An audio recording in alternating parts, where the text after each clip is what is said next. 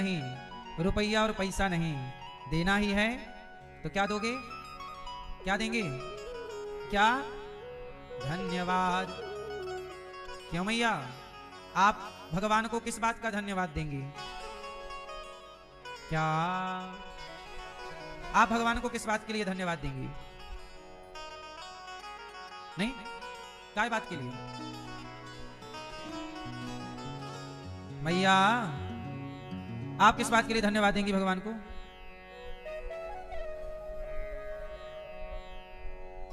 मैया, टोपी वाले भैया, आप किस बात के लिए भगवान को धन्यवाद देंगे? हैं? पीछे वाली लाल मैया, आप भगवान को किस बात का धन्यवाद देंगी? नहीं दोगी धन्यवाद? किस बात का धन्यवाद? कोई बता ही नहीं रहा धन्यवाद किस बात का। धन्यवाद किस बात का? इस बात का कि आंखें जो दी हैं उसका भी शुक्रिया, वाणी जो दी है उसका भी शुक्रिया।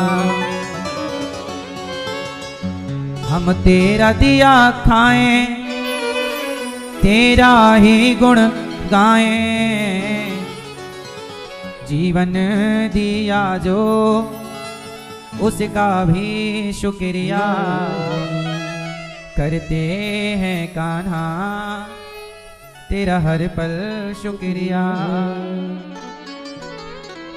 आंखें दी हैं शुक्रिया, कान दिए, वाणी दी, हर बात के लिए क्या देंगे भगवान को? धन्यवाद। धन्यवाद निर्विवाद राम राम कहिए, और जाहि विधि राखे राम ताहि विधि रहिए। सीताराम सीताराम सीताराम कहिए, जाहि विधि राखे राम ताहि विधि। आजकल व्यक्ति शिकायत करता है, भगवान ने ये नहीं दिया, धन्यवाद दिया करो। आप धन्यवाद देने लग जाएंगे तो आपको और मिलना स्टार्ट हो जाएगा, पर आपका जीवन शिकायतों से भर जाता है। सुदामा जी कितने गरीब हैं बेचारे, खाने को रोटी नहीं, पहनने को कपड़े नहीं, रहने को घर नहीं, पर जीवन में क्या है? जीवन में क्या है? संतोष है, धन्यवाद है हर बात का। जैसे हमारे श्यामलाल अग्रवाल जी हैं, आप भी अपने जीवन में बड़े संतोषी हैं। जीवन में सद्गुण ना होते, आपके संतोषी ना होते, आपके पूर्वजों की कृपा ना होती तो आपको धाम में भागवत ना मिलती। आपको बिहारी जी ने चरणों में बिठाकर, श्यामलाल अग्रवाल जी और हमारी मैया कलावती अग्रवाल जी, मैया की कला से भगवान प्रसन्न हो गए। कला है भगवान को रिझाने की, अच्छे काम करने की, है ना। तो हमारी मैया भगवान को देखो, कला, आपने सब कुछ सीखा, सबकी कला है, पर भगवान को पाने की कला नहीं सीखी तो फिर वो कला किस काम की। इसलिए कला तब सार्थक है जब वह ईश्वर की प्राप्ति में लग जाए, और हमारी कलावती मैया भगवान में लग गई तो मैया की कला सार्थक हो गई।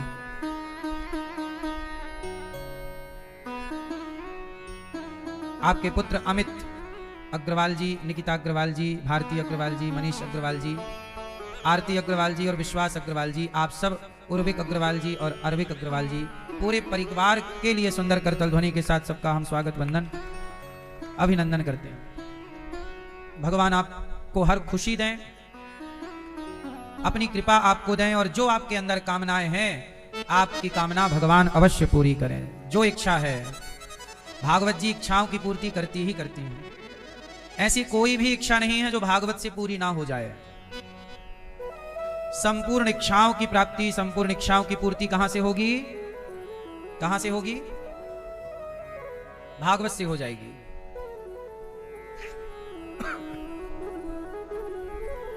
अभी 17 मई से 23 मई यहां भागवत जी के पोथी पाठ होंगे। आप भी अपने पितरों के लिए भागवत जी के पोथी पाठ करा सकते हैं। प्रिय भक्तों, कल हम लोगों ने भगवान की पावन कथा सुनी और सुना कि भगवान प्रकट हो गए। भय प्रकट गोपाला परम दयाला यशुमति के हितकारी। हर्षित महतारी मुनि मनहारी अद्भुत रूप विचारी। भगवान कृष्ण प्रकट हो गए। क्यों प्रकट हो गए? गीता के कहने से, परित्राणाय साधूनां विनाशाय च दुष्कृतां धर्म संस्थापनार्थाय संभवामि युगे युगे। भगवान प्रकट हो गए। अच्छा, भगवान प्रकट हो गए, राम जी प्रकट हो गए, कृष्ण जी प्रकट हो गए। भगवान कृष्ण कहां प्रकट हुए? मथुरा में। और कहां पहुंच गए? गोकुल में। सारे ब्रज में उत्सव चालू है। अभी भगवान का उत्सव चल ही रहा था कि पूतना मौसी आ गई। कंस ने कहा, जाओ पूतना, जितने बच्चे पैदा हुए हैं सबको मार डालो। भगवान प्रकट हुए थे कि कौन आ गया? पूतना आ गई। इसका मतलब यह हुआ कि आप कोई भी काम करेंगे तो पहले विघ्न आएगा। पूतना एक विघ्न है, पर भगवान ने उस विघ्न को समाप्त कर दिया। किया कि नहीं? भगवान के आगे विघ्न टिकता नहीं है। पूतना मौसी आई। अच्छा, पूतना जहर पिलाने आई थी। पूतना भगवान को क्या पिलाना चाहती है? अच्छा, पूतना की भगवान से क्या दुश्मनी है? भगवान ने क्या बिगाड़ा पूतना का? उत्तर दो। पूतना का भगवान ने क्या बिगाड़ा है जो वो जहर पिलाने आ गई 6 दिन के बच्चे को? क्या दुश्मनी थी? है? हाँ, पूतना की दुश्मनी इस जन्म की नहीं है। पूतना की दुश्मनी पिछले जन्म की है। इसलिए कई बार आप कहते हैं कि हमने तो उनका कुछ नहीं बिगाड़ा, पर ये हमारा नुकसान क्यों चाहते हैं, ये हमारे दुश्मन क्यों बन गए? क्योंकि वो आपके किसी जन्म के दुश्मन हैं जो आज अपना हिसाब किताब पूरा कर रहे हैं। जरूरी थोड़ी है कि सारे दुश्मन हमारे इसी जन्म के हों। भाई, इस जन्म में तो हमने किसी का कुछ नहीं बिगाड़ा, लेकिन फिर भी बहुत दुश्मन हो जाते हैं। तो ये दुश्मन आज के थोड़ी हैं। अब जैसे पूतना से भगवान कृष्ण की पिछले जन्म में ही, अच्छा, भगवान ने दुश्मन नहीं बनाया, ये खुद बन गई। ये पूतना पिछले जन्म में राजा बलि की बेटी थी। इसका नाम था रत्नमाला। पूतना पिछले जन्म में कौन थी? जब वामन भगवान आए तो वामन भगवान ने 3 पग भूमि राजा बलि से मांगी। तो वामन भगवान को देखकर रत्नमाला राजा बलि की बेटी बोली, वाह कितना सुंदर बालक है, ऐसा बेटा मेरा होता तो दूध पिलाती अपना। उसके अंदर मातृभाव जाग गया कि मैं इसकी मां होती तो इसे। तो भगवान बोले, अच्छा, भगवान को देखकर कोई ये भाव कहे कि मैं आपकी मां होती, तो भगवान उसको ठुकराएंगे थोड़ी? उसको कह दिया भगवान ने, तथास्तु, तुम हमारी मां बन जाना, चलो। रत्नमाला को वरदान क्या दे दिया भगवान ने कि तुम्हारे अंदर मां होने का भाव है, अब हम तुम्हें अपनी मां स्वीकार करते हैं, चलो। दूध पिलाने का भाव है, हम तुम्हारा दूध पिएंगे, चलो। फिर क्या हुआ? थोड़ी देर बाद 3 पग भूमि में भगवान ने सब कुछ नाप लिया, विशाल रूप बनाया। पहले पग में पाताल, दूसरे पग में सत्यलोक, और राजा बलि के माथे पे तीसरा पग रखा। तो रत्नमाला बोली, राम राम, अभी तो छोटा बालक था, अब तो मेरे बाप को छल लिया। ऐसा छलिया बेटा मेरा होता तो इसे जहर पिला के मार देती। अब ये मेरे हाथ लग जाए तो मैं इसे जहर पिला के मार दूं, मेरे बाप को लूट लिया। तो भगवान बोले, तथास्तु। पहले बोली कि दूध पिलाती, तो भगवान बोले ठीक है, ओके। फिर बोली कि मैं जहर पिलाती। भगवान बोले, ऐसा करो कि दूध भी और जहर भी एक बार में पूरा हो जाए, तो अगले जन्म में तुम पूतना बन जाना। तो दूध पिलाने के बहाने आओगी, थोड़ा दूध पी लेंगे, थोड़ा जहर पी लेंगे, हिसाब बराबर।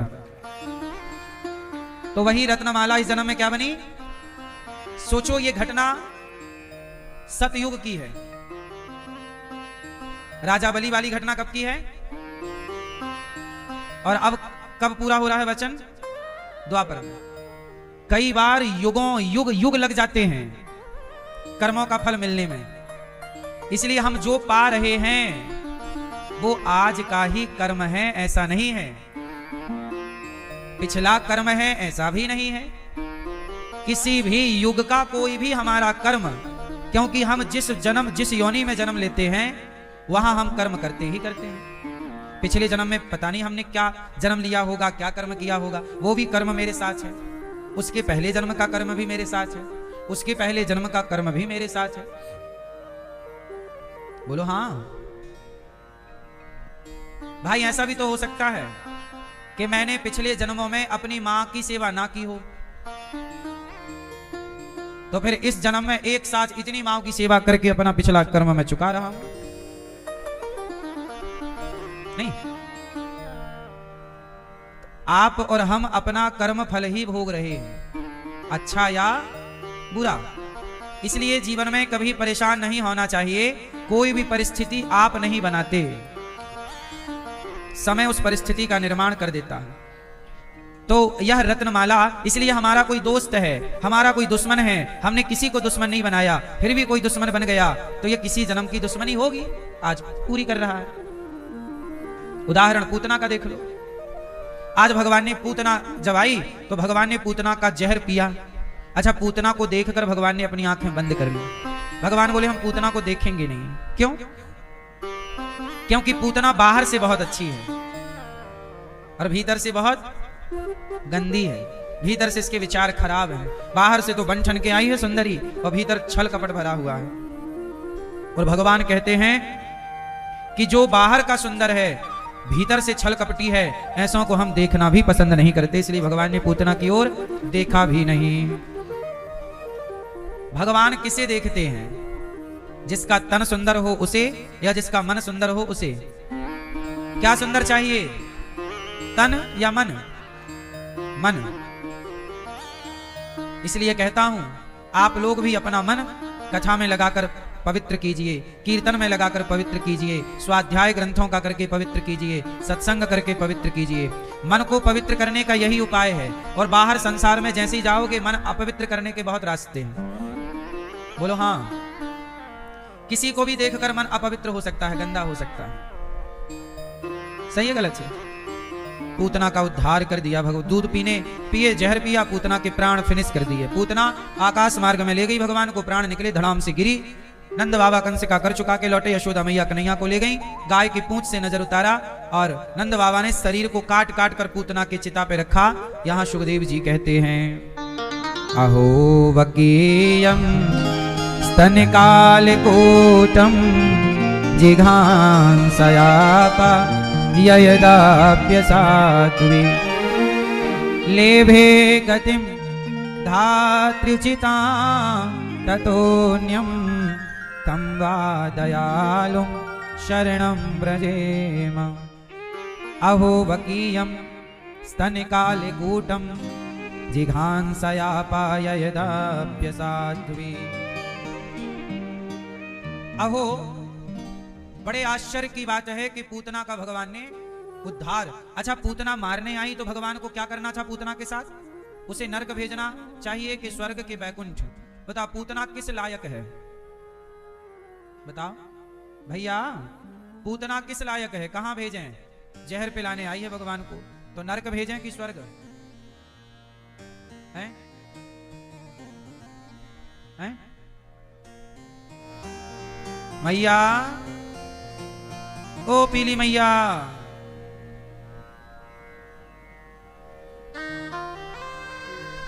ओ पीली बहन, एक हाथ में मोबाइल, एक हाथ में बच्चे, यहीं उलझे पड़े हैं। कथा बता तो गई। बैठ जाओ, आवाज आ रही है वहां तो वहीं से सुन लो। ए छोरी, तुम काहे खड़ी हो गई? पूतना को कहां भेजें भैया? कहां भेजना चाहिए? नरक, स्वर्ग? भगवान बड़े दयालु हैं। सब लोग कह रहे हैं इसे नरक भेजो, बड़ी पापनी है, पर भगवान बोले नहीं, मेरे पास आई है। जो मेरे पास आएगा, जो मेरी शरण में आएगा, वो कितना भी बड़ा पापी हो उसका उद्धार होगा। माम एकम शरणम ब्रज। जो मेरी शरण में आएगा उसका क्या होगा? इसलिए मेरी मां, भगवान की शरण में रहना चाहिए। भगवान की शरण सबसे अच्छी है। संसार की शरण में तो बड़ी चिंताएं, टेंशन है, पर भगवान की शरण में बड़ा सुख है। समझ में आ रही है बात? अब भगवान थोड़ा बड़े हो गए। भगवान ने पूतना का उद्धार किया, शकटासुर का उद्धार किया। छकड़े पे आके बैठा, शकटासुर को मारा। भगवान अभी प्रकट ही हुए हैं कि भगवान पर इतने बड़े बड़े संकट आने स्टार्ट हो गए। आप पर जरा सा संकट आ जाए तो आप लोग परेशान हो जाते हैं, जिंदगी का निर्णय ले नहीं पाते सही से, है ना? आप पर जरा संकट आए, आप लोग हिम्मत हार जाते हैं। चुनौतियों से लड़ना नहीं सीखा ना आप लोगों ने, चुनौतियों का सामना करना नहीं सीखा, है ना? आज ही आप लोगों ने सुना होगा कि आज एक जज साहब ने फांसी लगा ली। 30 साल के थे जज साहब, 30 साल का लड़का, जज हैं, कितना पढ़ा होगा बेचारे ने, पढ़ लिख करके जज बन गया, लेकिन बाथरूम में घुस के उसने फांसी लगा ली, लटक गया पंखे से। क्यों? क्योंकि पढ़ाई कर ली, बड़ा पद पा लिया, प्रतिष्ठा पा ली, पर हालातों से लड़ना नहीं सीख पाए ना। पति पत्नी की लड़ाई हुई थी, उसमें उन्होंने आत्महत्या कर ली। पत्नी की लड़ाई हो गई पत्नी से। इसका मतलब है आप कितने IAS IPS फांसी लगा लेते हैं, मर जाते हैं। गृहस्थी चलाना सबसे कठिन काम है, सही है? आपने सब कुछ सीख तो लिया, पर गृहस्थी नहीं चला पा रहे हो आप। इसलिए गृहस्थी चलाओ। कैसे चलाई जाती है? इसके लिए सत्संग करके शास्त्रों में जो अनुभव है वो ग्रहण कर लो। महाभारत की कथा सबको पढ़नी चाहिए। महाभारत जो है ना, सबको पढ़ना चाहिए। जीवन में कितना उतार चढ़ाव है, जीवन जीने की कला महाभारत से आ जाएगी। क्या निर्णय लेना चाहिए, कहां क्या निर्णय होना चाहिए, डिसीजन लेने की क्षमता भी तो हो, निर्णय लेने की। व्यक्ति निर्णय नहीं ले पाता, क्या करें क्या ना करें। अर्जुन जैसे ज्ञानी निर्णय नहीं ले पाए कि मैं लड़ूं कि ना लड़ूं, युद्ध करूं कि, लेकिन भगवान ने बाद में डिसीजन दिया तू लड़। कई बार हम लोग भी कंफ्यूज हो जाते हैं, ये करें या ना करें। इसलिए शास्त्र हमारा कॉन्फिडेंस लेवल बढ़ाते हैं, हमें सही निर्णय लेने की क्षमता शास्त्रों से मिलती है। सही गाइडलाइन क्या है?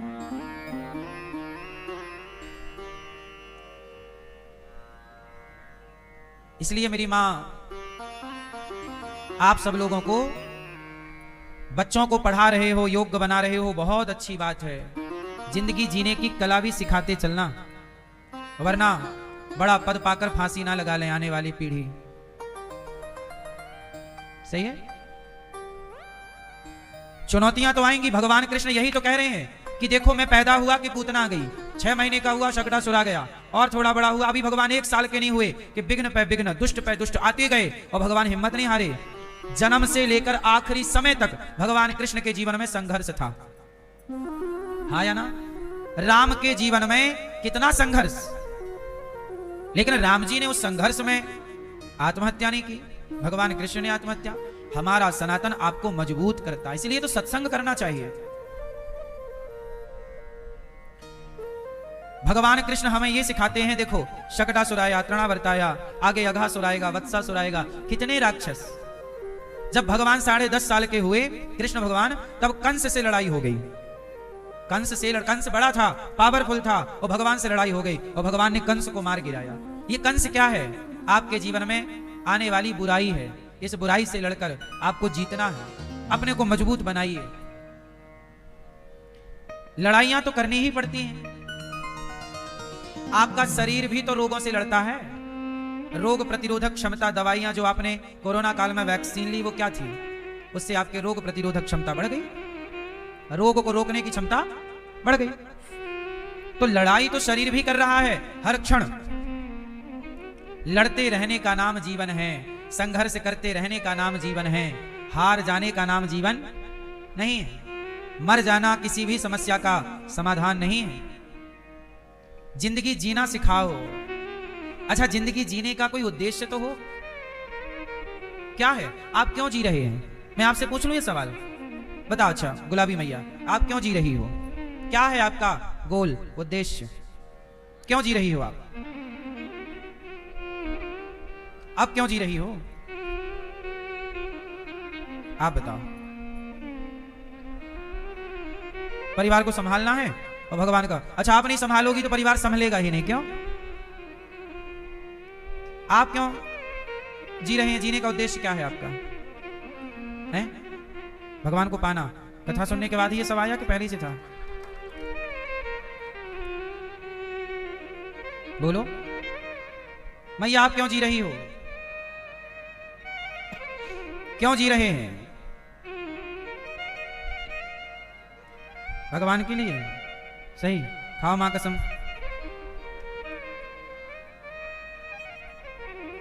आप लोगों को पता ही नहीं है कि जीवन मिला है, क्यों मिला है, क्यों हम जी रहे हैं। हमारे जीवन का उद्देश्य क्या है, क्या पाना है, क्या करना है। ये तो देखो आप लोगों ने रटे रटाए सेंटेंस बोल दिए कि उसने बोल दिया कथा सुन ही रहे हैं, बोल दो भगवान के लिए, भगवान के लिए जी रहे हैं। कितना जी लिए भगवान के लिए? कितना नाम जपते हो रोज का? अच्छा बताओ। कितना सच बोलते हो? कितना छल कपट से बचते हो? भगवान के लिए जी रहे तो छल कपट काहे कर रहे? फिर झूठ की जरूरत कहां है जब भगवान के लिए जी रहे तो? लेकिन ये सब भरा हुआ है कि नहीं? छल कपट द्वेष ईर्ष्या, फिर मैया पकड़ा गया ना झूठ आपका। सुनो, झूठी बातें ना बोलो, सच बताओ। जीवन मिला है क्यों? अब आप यही सवाल मेरे से पूछ लो। आप लोग कह रहे हैं भगवान को पाने के लिए जी रहे हैं। अरे भगवान को पाना क्या है? भगवान तो ऑलरेडी मिले मिलाए हैं। भगवान को क्या पाना है? जो मिला है उसे क्या पाना है? मुझे ये वस्तु मिली मिलाई है, अब मैं कहूं मैं इसके लिए जी रहा हूं, एकदम मिला है ही मेरा। भगवान तो ऑलरेडी अपने हैं ही। भगवान मिलेंगे ऐसी कोई बात नहीं है। भगवान सबको मिल चुके हैं, मिलना बाकी है ऐसा नहीं है, बस पहचानना बाकी है। भगवान सबको मिल चुके हैं, क्या बाकी है? पहचानना है ना। हिरण्यकश्यपु के सामने जब नरसिंह भगवान आए तो प्रहलाद पहचान गए कि ये भगवान है, पर हिरण्यकश्यपु नहीं पहचाना। भाई मिल तो हिरण्यकश्यपु को भी गए, मिल गए कि नहीं भगवान, पर पहचान पाया? मिलने के बाद भी पहचाना हो तो बोलो। रावण मिलने के बाद भी, राम मिल गए रावण को, पहचाना तो बताओ। कृष्ण मिल गए दुर्योधन को, पहचाना हो तो बताओ। जब रावण नहीं पहचान पाया भगवान को मिलने के बाद, फिर आप सबको भी मिल गए हैं भगवान, पहचानने की देर है। अब यही सवाल आप मेरे से करो, आप क्यों जी रहे हो? तो मैं क्यों जी रहा हूं, पूछ लो ये सवाल आप मेरे से। सुनो, वैसे तो मेरे जितने उद्देश्य थे या हैं वो लगभग सारे पूरे हो चुके हैं। मैं क्यों जी रहा हूं इस प्रश्न का उत्तर मैं आपको दे रहा हूं। पहले भी मैं आपको एक बात बता चुका हूं कि भगवान ने मुझे संसार में भेजा है, अनिरुद्धाचार्य जाओ। और भगवान ने केवल भेजा नहीं, भगवान ने मुझे वाणी दे करके, सुंदर विचार दे करके और शक्ति दे करके संसार में भेजा है। जाओ तुम सेवा करो, बूढ़ी माओ का सहारा बनना, गाय की सेवा करना, सबके भोजन की सेवा करना, मानव जाति की सेवा के लिए स्कूल विद्यालय बनवाना, हम वही काम कर रहे हैं। हम क्यों जी रहे हैं? हम इसलिए जी रहे हैं कि भगवान ने जो हमें आज्ञा दी है हम उस परमात्मा की आज्ञा को पूरा करें। भगवान, आप लोग कह रहे हैं भगवान के लिए जी रहे हैं, भगवान कहते हैं मेरे लिए ना जियो, मैंने जिस काम के लिए भेजा है आपको वो काम आप लोग प्रॉपर करो। आप लोग हो गए हैं काम चोर। आपसे कहा जाए कि अपने माँ बाप की सेवा कर लो, वो नहीं करेंगे, भगवान के लिए जिएंगे। कहा जा रहा है अपने पति की सेवा कर लो, नहीं नहीं, पति तो राक्षस है, भगवान में जल चढ़ाएंगे पूरा, पति की सेवा नहीं करेंगे। कहा जा रहा है पत्नी का सम्मान कर लो, नहीं, पत्नी का सम्मान नहीं करेंगे, वैष्णो देवी की यात्रा पूरी करेंगे और घर वाली घर की लुगाई को मारेंगे, घर की पत्नी पे अत्याचार करेंगे और वैष्णो देवी की यात्रा करेंगे। एक नारी के लिए पैदल चढ़ रहे हैं ऊपर पहाड़ पर और घर की पत्नी को मार रहे हैं, अत्याचार कर रहे हैं और कह रहे हैं भगवान को पा रहे हैं। यही पाना है भगवान को? अरे जिस काम के लिए विधाता ने भेजा है भैया वो काम करो ना अपनी ईमानदारी से, काम चोरी क्यों करते हो? मुझे भगवान ने जिस काम के लिए भेजा है, आप अच्छी पत्नी बनो, अच्छी माँ बनो, अच्छे पति बनो, अच्छे पिता बनो, अच्छे भाई बनो, अच्छे पड़ोसी बनो, अच्छे मित्र बनो, सही है? लेकिन नहीं, आज आप बताओ, क्या आप अच्छी पत्नी हैं? क्या आप अच्छी माँ हैं? आप माँ की भूमिका में भी हैं, आप पत्नी की भूमिका में भी हैं। क्या आप अच्छी पत्नी हैं? क्या आज्ञाकारी पत्नी हैं? क्या आप अच्छी माँ हो? ना अच्छी माँ बन पाई, ना अच्छी पत्नी बन पा रही हो, ना तो अच्छा पति बन पाया, ना अच्छा बाप बन पाया, है ना? और चला भगवान को पाने। भगवान ने कब कहा कि तुम हमें पालो? भगवान ने तुम आए कहां से हो? चलो सब बताओ, आप लोग आए किसके पास से हो? आए सब भगवान के पास से हो ना? तो भगवान के पास से तो आए ही हो, और काहे चिंता करते हो? जाओगे भी वहीं। तो जब तक हो ईमानदारी से अपने कर्तव्य पूरे करो, धर्म से चलो, सत्य पर रहो। अब सच बोलना नहीं है, दिन भर झूठ बोलेगा आदमी, दिन भर छल करेगा, दिन भर कपट करेगा, वो कहेगा मैं भगवान को पाना चाहता हूं। ऐसे ही झूठ कपट से मिल जाएंगे भगवान क्या? बोलो मेरी मां। आदमी जहां है वहां रहे, अपने कर्तव्य, भगवान ने स्पष्ट कहा है कर्मण्येवाधिकारस्ते मां फलेषु कदाचन। कर्म प्रधान विश्व करी राखा, जो जस करहि सो तस फल चाखा, को ना काहू को सुख दुख कर दाता, निज कृत कर्म भोग सब भ्राता। सब चीजें स्पष्ट हैं बिल्कुल दर्पण की तरह, आपको ही समझ में कुछ नहीं आता। क्यों? क्योंकि काम चोरी करनी है।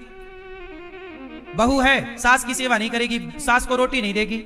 हाँ, मैं नवरात्रि के 9 दिन व्रत करूंगी, व्रत 9 दिन करेगी और सास को क्या मजाल के रोटी दे दे, तो हो गई दुर्गा जी प्रसन्न तुम में। यही सब पाखंड चल रहा है इस देश में। नवरात्रि में व्रत 9 दिन रखेंगे पर खुद की सास को, खुद के ससुर को रोटी ठीक से नहीं देंगे और माता जी को प्रसन्न करना। और घर की माता जी रो रही हैं, आप लोग माता जी बिठाते हो माटी वाली, दुर्गा जी ले आते हो, माता जी जय माता जी। आपने माटी की माता जी रखी हैं, साल में एक बार रखते हो ना नवरात्रि में। और गौरी गोपाल में हमने 315 माटी की माता जी नहीं, सच्ची की माता जी रखी हैं। और सच्ची की माता जी की दवाई, आज हमारी एक मैया को हॉस्पिटल इमरजेंसी भर्ती करना पड़ा, अचानक कोई दिक्कत आ गई माइंड में, मस्तिष्क में। आईसीयू में डॉक्टर बोले रोज का 12-15 हजार रुपए रोज का खर्चा लगेगा, बहुत दिनों तक रखना। हमने कहा रखो, कोई दिक्कत नहीं है, रखो। 10,000 रुपए रोज का, 20,000 रुपए रोज का भी लगता है तो हम माओ के लिए लगाते हैं।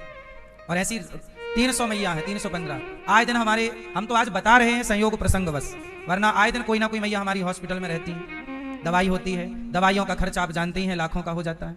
हम सब करते हैं, लेकिन हम वही कर रहे हैं जिस काम को करने ईश्वर ने भेजा, ईमानदारी से कर रहे हैं। आपसे भिक्षा मांगते हैं, आप जो सहयोग करते हैं उसी से सेवा करते रहते हैं।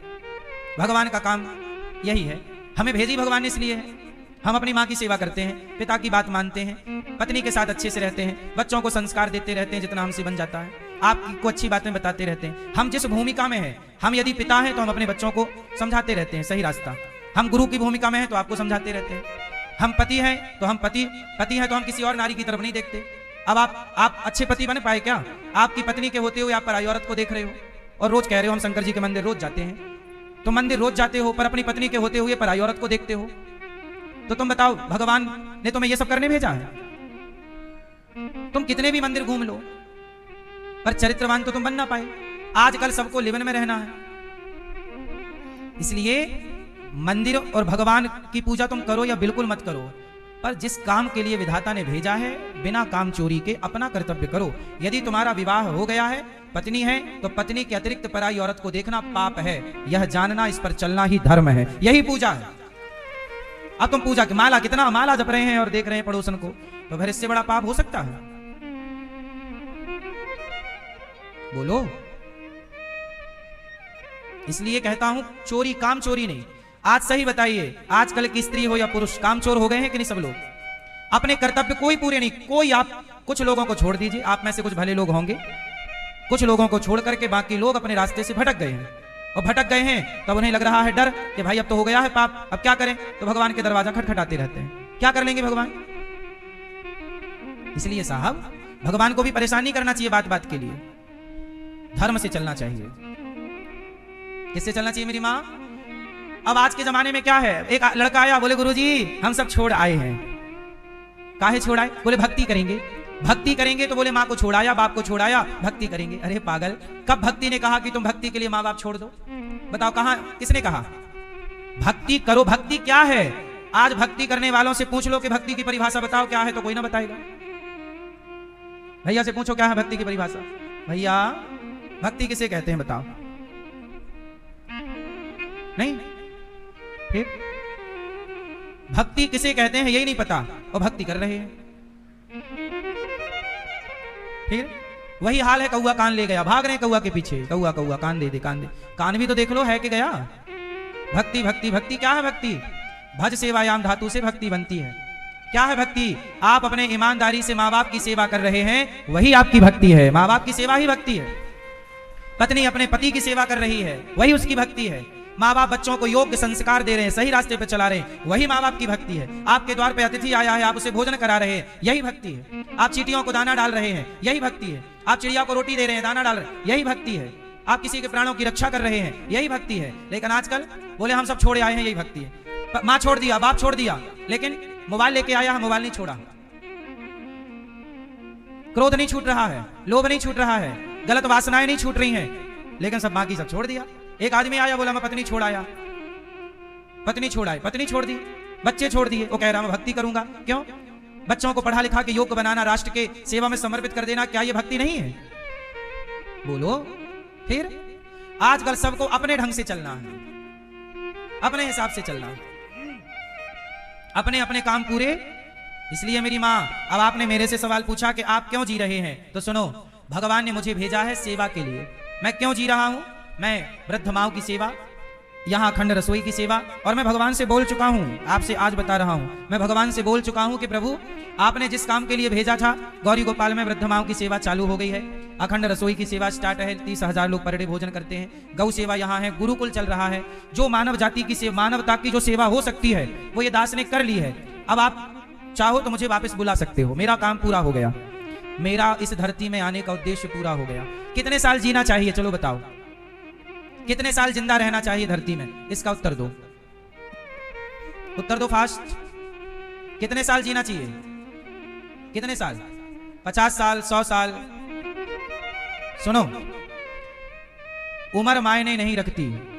आप 50 साल जिए, 60 साल जिए, 100 साल जिए या 30 साल जिए, कोई मायने नहीं रखती। ये दास अनिरुद्ध ने, अभी 35 साल की मेरी रनिंग आयु चल रही है, मैं 35 वर्ष का हूं। इन 35 वर्षों में मैंने वो सारे काम किए जो एक अच्छे जीवन जी रहे व्यक्ति को करना चाहिए, सेवा का काम। अब मुझे लगता है कि मेरा तो उद्देश्य पूरा हो गया।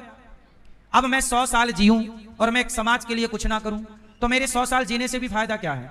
मुझे लगता है ज्यादा नहीं जीना चाहिए, कम जियो और कम जी करके ऐसे काम कर दो कि लोग 100, 200, 1000 साल में भी जो ना कर पाए वो आप कम उम्र में करके दिखाओ, काम पूरा करो और आगे चलो।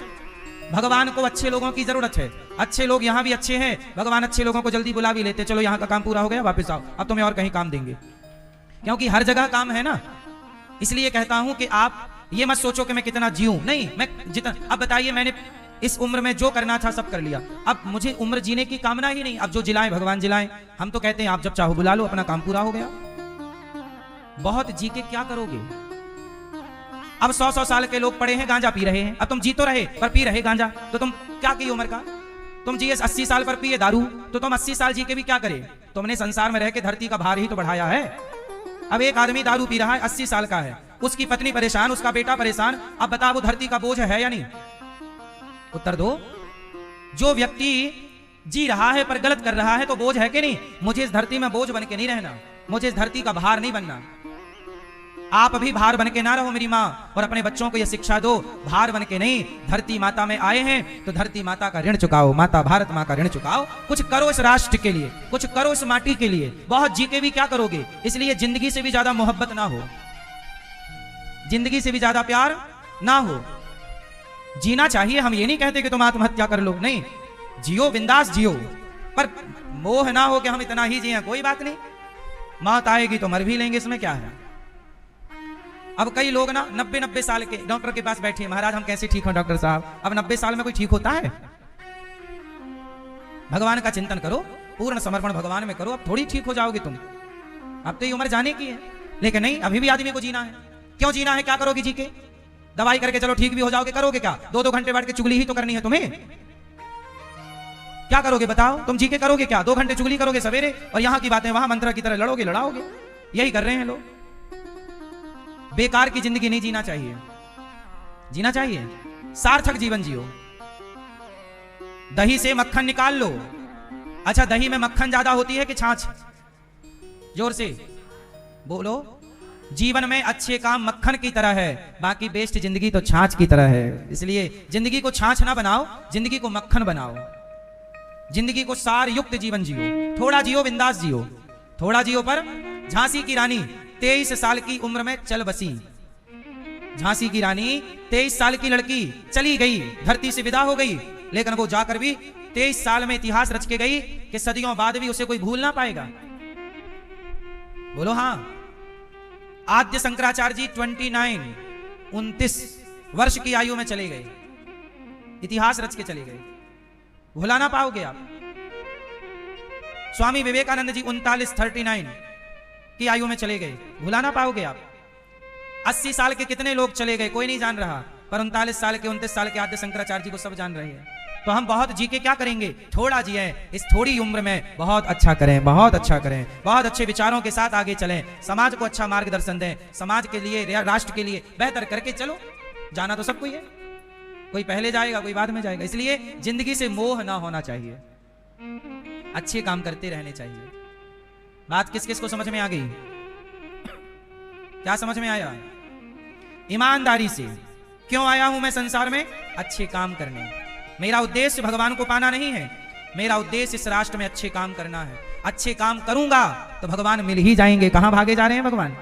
भगवान तो अपने घर के हैं, बोलो जाएंगे कहां भगवान? सही है गलत है? फिर अच्छे कर्म। शबरी माने, मैं बार बार ये बात बोलता हूं कि शबरी माता ने राम की खोज नहीं की, राम ने शबरी माता की खोज की। जो व्यक्ति, अच्छा बताओ, श्रवण कुमार ने क्या भगवान की खोज की? बताओ, चलो उत्तर दो। क्या श्रवण कुमार ने भगवान को पाया? तो क्या उन्हें भगवान नहीं मिले? उत्तर दो। क्या श्रवण कुमार को भगवान ना मिले? जोर से। मिले, भगवान भी मिले, भगवान का धाम भी मिला, और आज तक समाज में यश है। क्यों? क्योंकि उन्होंने एक अच्छे पुत्र होने का परिचय दिया, केवल सेवा की। अब तुम सेवा ना करो, बाकी सब करो।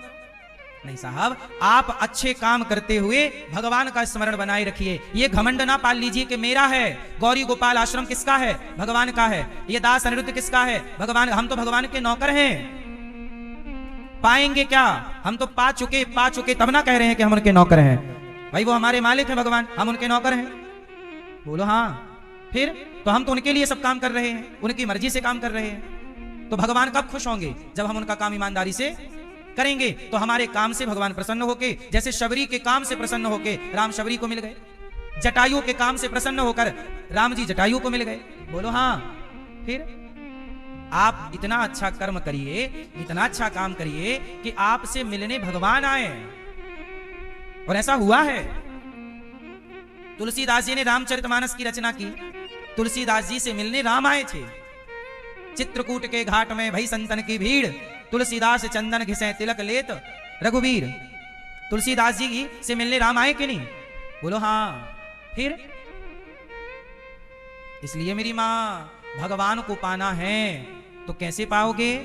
ईमानदारी से। जो काम विधाता ने दिया है, आपको भी तो कोई काम दिया ही होगा। जैसे आप मां हो, तो मां हो मतलब काम मिल गया आपको। काम मिल गया कि नहीं? बेटे को योग्य बनाओ। अब तुम बेटे को समय नहीं देती हो, दिन भर व्हाट्सएप चलाती हो, दिन भर फेसबुक चलाती हो, इंस्टाग्राम चलाती हो, और बेटा हो गया तुम्हारा बेटा बिगड़ गया। अब लो, अब तुम अच्छी मां ही नहीं बन पाई। अब चिल्ला रही हो, बेटा सुन नहीं रहा। फिर अब तुम कर लो पूजा भगवान की। भगवान और टिनपा मारेंगे 3-4, ले चला ले इंस्टाग्राम।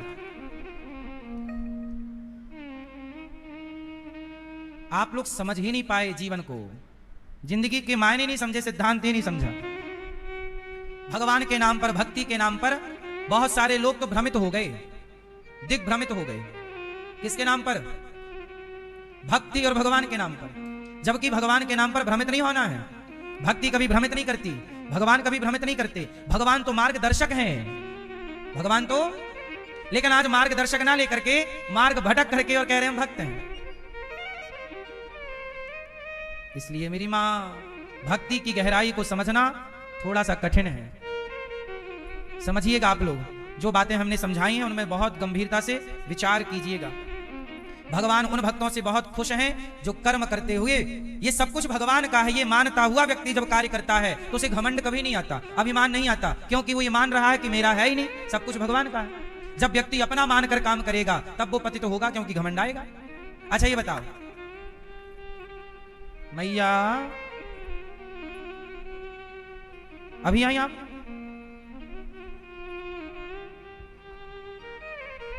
बुखार आ गई थी हैं? भूख लगी थी? ठीक है, तो क्या खिला रही हो? बिस्किट? बिस्किट। बच्चों को भूख लगी तो माँ ने क्या दे दिया? बिस्किट। बिस्किट। बच्चे बिस्किट ही खाते हैं? नहीं खाते। तुम लापरवाह हो, बिस्किट ही पकड़ा देती हो, ले खा।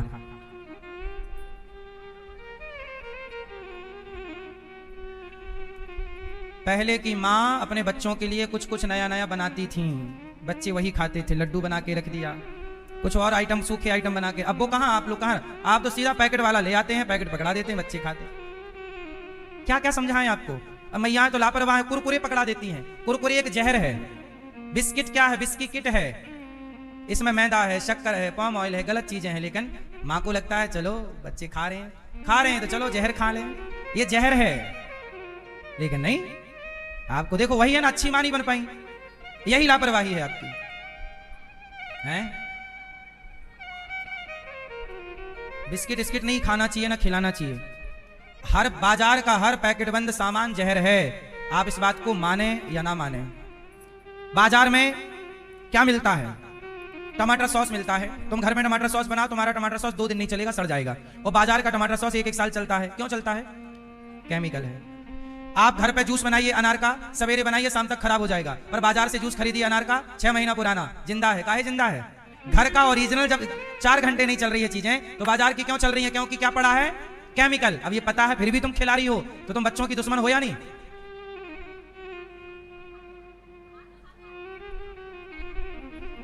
ठीक है मैया, इसलिए भगवान कृष्ण क्या खाते हैं? मक्खन। क्या खाते हैं भगवान? सबसे हेल्दी क्या है? लेकिन अब गैया रखना नहीं है, कुत्ता रखना है घर में। सबकी तो बुद्धि भ्रष्ट है। गैया से मक्खन मिलता है, दूध होगा, दही होगा, मक्खन। गैया नहीं रखेंगे, 1 लाख का कुत्ता रखेंगे। इसलिए बुद्धि कुत्तों वाली। अब क्या समझाए? इसलिए हम लोग समझा भी नहीं पा रहे है ना। अब समाज लिखवाए और हैं, कुत्तों से सावधान, इस घर में कुत्ते रहते हैं। इस घर में कौन रहता है? कुत्ते। कुत्तों से सावधान, यहां कुत्ते हैं। लो। अब इन मूर्खों को कौन समझाएगा, आप बताओ। फिर खाना पीना, क्या खाएं क्या ना खाएं, क्या देखें क्या ना देखें, ये सब विचार है। कहते ना बिना विचारे जो करे, आगे बोलो आप, बिना विचारे जो करे सो पाछे पछताए, और काम बिगाड़े आपनो जग में होत हंसाए। हर चीज में विचार होना चाहिए भैया। अच्छा ये बताओ, खाने पीने में विचार होना चाहिए कि नहीं? उत्तर दो। फिर विचार।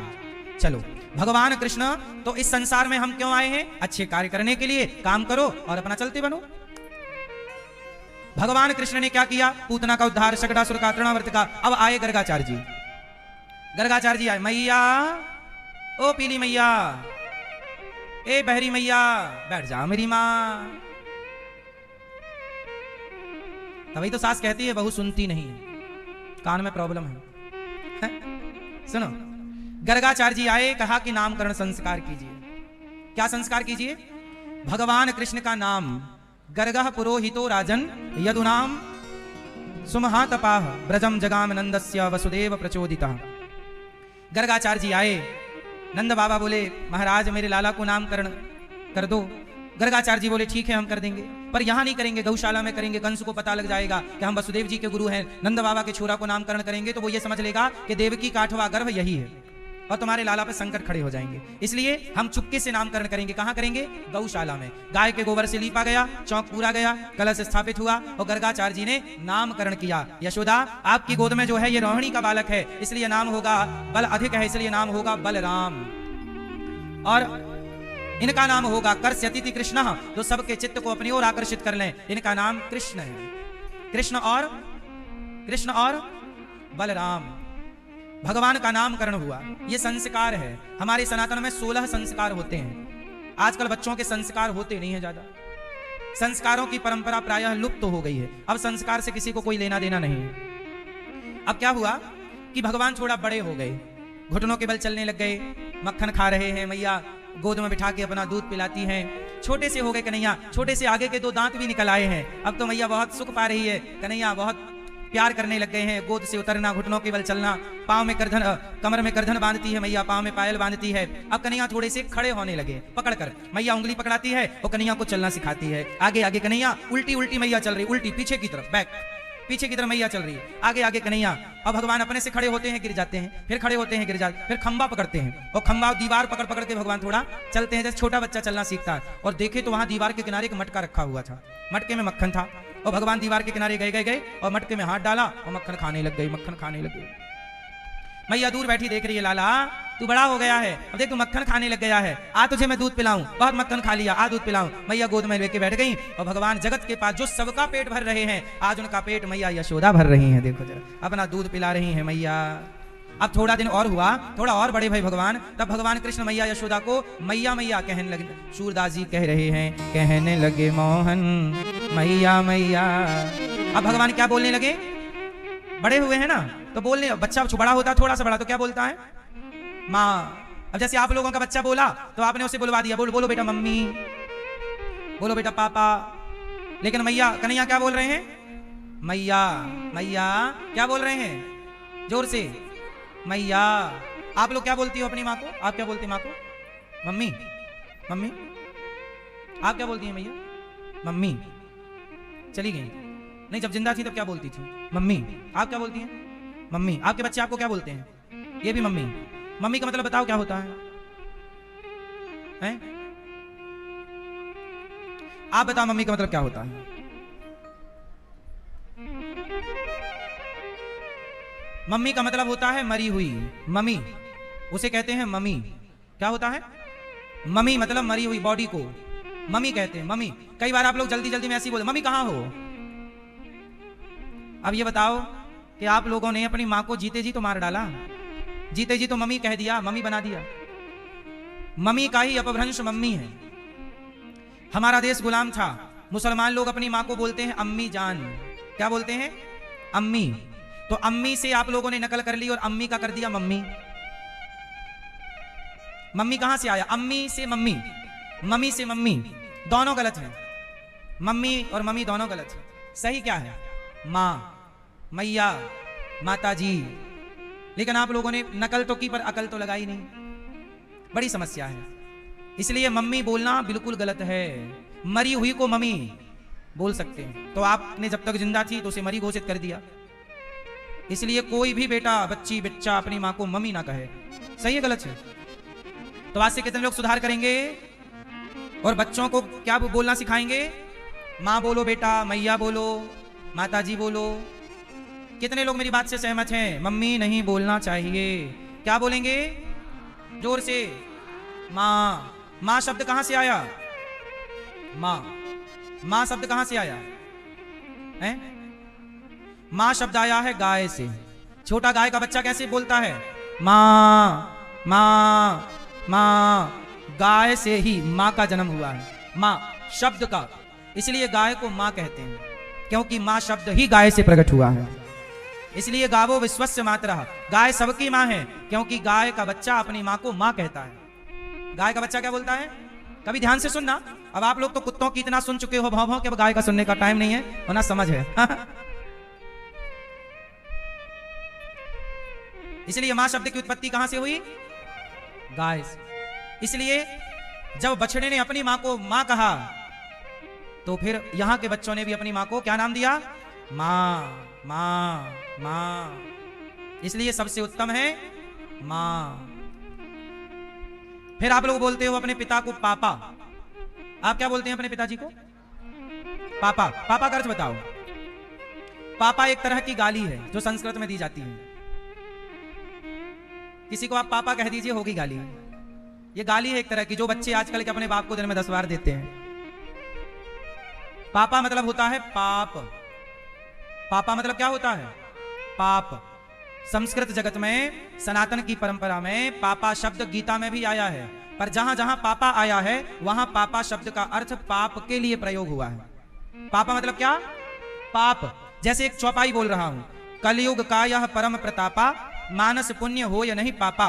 तो यहाँ पापा शब्द तुलसीदास जी लिख रहे हैं, लेकिन पापा शब्द यहाँ पाप के प्रयोग में लिखा गया है। कि इस पापा शब्द का जो अर्थ होगा वो क्या होगा, पाप होगा। तो बाप है तुम्हारा कि पाप है, उत्तर दो। क्या है, पाप। पाप कह रहे हो अपने बाप को, ए पाप कहीं का यहां है? वही मतलब वही ना कि भेड़ चाल है, एक भेड़ गिरा तो सब भेड़ गिर गए। ये कौन सा है सिस्टम, भेड़ चाल क्यों चलना है। चलो बताओ, क्या सनातन में कभी भी, आप पुराना भारत देखो, क्या पुराने भारत में कोई भी अपने बाप को पापा बोला है कभी? नए भारत में पापा बोलने का प्रचलन हुआ है। और ये आज के 100 साल पहले इस देश में पापा शब्द नहीं था। आज से 100 साल नहीं बल्कि 80 साल देख लो, 70 साल, जितने यहां बुजुर्ग बैठे होंगे, इन्होंने अपने माँ बाप के लिए पापा मम्मी का प्रयोग नहीं किया होगा। आप बताइए बाबूजी, आपने अपनी मां को क्या बोला है? माई, बाई। हाँ, राजस्थान में बाई बोला जाता है, बाई। और पिता को दादा, दादा या बाबूजी। पुराने लोग कोई भी अपने बाप को पापा नहीं कहते, मम्मी नहीं कहते, क्योंकि ये मम्मी पापा बहुत पुराना शब्द नहीं है, अभी अभी लॉन्च हुआ है आप लोगों की पीढ़ी से। इसके पहले ये था ही नहीं भारत में। सही बोल रहा हूं, गलत बोल रहा हूं? को पहले के जमाने में बाबूजी बोला जाता था, बाबा बोला जाता था, है ना। बाई, मां को बाई बोला। आजकल काम वाली को बाई बोल रहे हैं।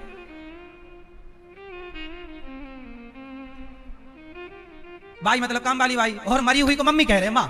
मतलब गजब हो गया। मां को मार डाला और बाई को बाई मतलब काम वाली बाई। मां को बना दिया काम वाली, मरी को बना दिया मां। गजब कर दिया भाई।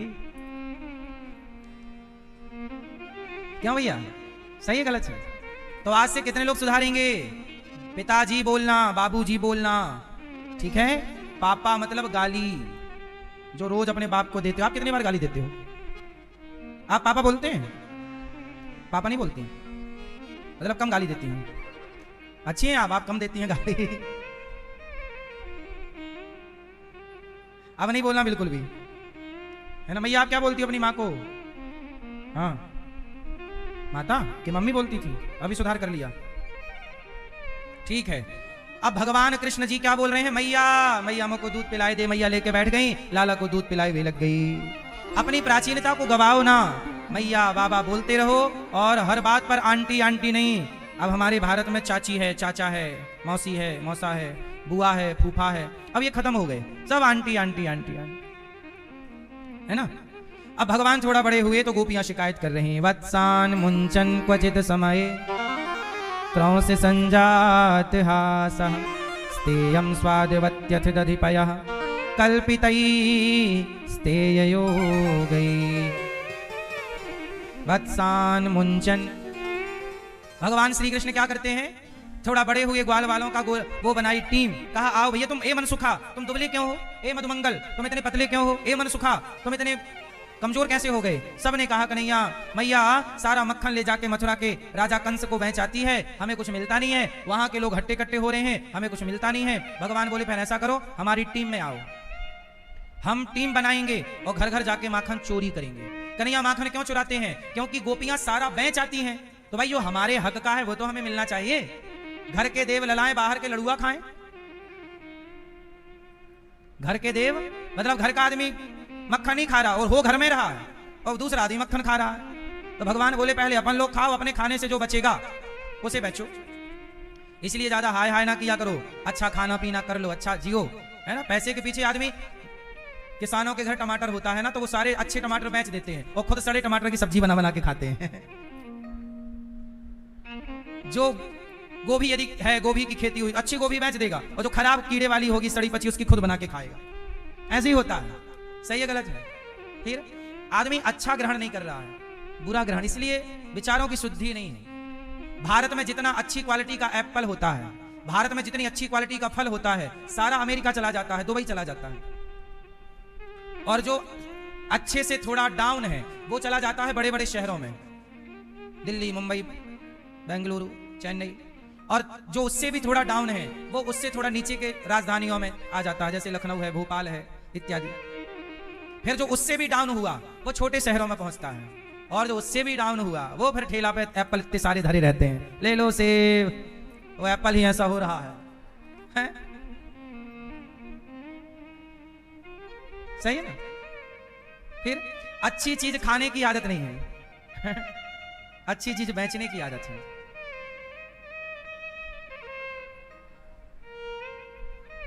अच्छी चीज ग्रहण करना चाहिए। अब इसका कारण यह भी है कि अच्छी चीज का अच्छा दाम यहां नहीं मिलता भारत में, तो जहां मिलता है वो वहां बेच देते हैं, पैसे आ गए, ठीक है, ये व्यापार है। और फिर भी कहते हैं कि आपके घर कोई चीज हो तो आप तो खाओ, आप तो यूज करो उसका, आपके बच्चों को तो खिलाओ पिलाओ। भगवान यही कहते हैं कि भाई तुम्हारे घर का बेटा मक्खन खा नहीं पा रहा है और तुम पूरा मक्खन बेच दे रहे हो, अब हम क्या करेंगे? चोरी करेंगे। तो खिड़की से घुस गए भगवान, ग्वालों का गोला बनाया, छींके को पकड़ा, मक्खन मटके से लौंदा बनाया, आ मनसुखा खोल मुंह, मनसुखा को खिलाया, श्री दामा को खिलाया, मंगल को, सबको बांटा, और बांट के स्वयं भगवान खा रहे हैं और मस्ती से खा पी के पेट भर गया। अब जो बचा है गोपी बेच आएगी, चलो। ये माखन चोरी लीला है। अच्छा, ये माखन चोरी क्यों करते हैं भगवान? चोरी क्यों करते हैं मैंने कारण बताया। पहला कारण ये कि गोपियां सारा बाजार में, ये कारण था पहला। दूसरा कारण था कि माखन चोरी नहीं, चोरी के बहाने गोपियों के घर घर जाकर भगवान सबको घर घर जाकर दर्शन दिया करते थे। कौन? सखियों को। अच्छा देखो, घर में 3-4 प्रकार की महिलाएं होती हैं। एक होती है सास, एक होती है जिठानी, एक होती है ननंद और एक होती है नई नवेली दुल्हन। चारों का रुतबा अलग अलग है। सास तो कहीं भी आ जा सकती है, जिठानी भी कहीं भी आ जा। तो सुनो, जो नंदगांव, ये बरसा गोकुल में जो सासें थी, वो सासें तो यशोदा के घर जा जाके कन्हैया को देख आती थी। भाई गांव की बेटी है, वो भी देख आएगी। जो जिठानी है, बड़ी है, बहुत समय से शादी होके आ गई, वो भी दिखाएगी यशोदा जी, अरे लाला भाई यशोदा चल दिखाएं कन्हैया का दर्शन। लेकिन जो नई नवेली दुल्हन थी, उन्हें घर से निकलने की परमिशन नहीं थी। तब भगवान को लगा कि हमें तो टोटल 10.5 साल ही रहना है ब्रजमंडल में यहाँ पर, इसके बाद तो हमें जाना है ना मथुरा, और मथुरा से द्वारिका। तो भगवान को लगा कि जितनी मेरी सखियां हैं, जो नई नवेली दुल्हन है, वो भी सबने सुना है कन्हैया के बारे में, पर चूंकि लाज शर्म के मारे घर से निकलती नहीं, तो वो भगवान का दर्शन नहीं कर पाती। जो भगवान का दर्शन नहीं कर पाती तो क्या हुआ?